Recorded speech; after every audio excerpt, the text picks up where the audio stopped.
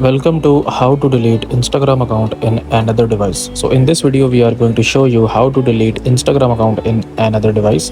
But before start of this video, I want you guys to like this video and subscribe to my YouTube channel.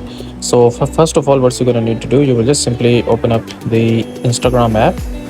Then you will go back into your profile and then you will tap on these three lines at the top right.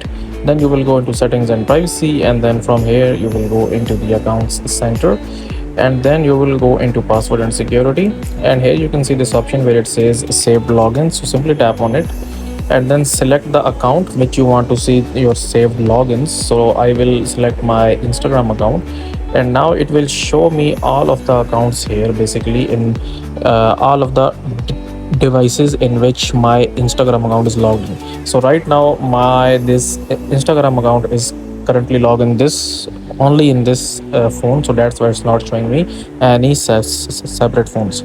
So that's it for this video, guys. If you find this video useful, kindly like this video and subscribe to my channel, and I will meet you in the next video.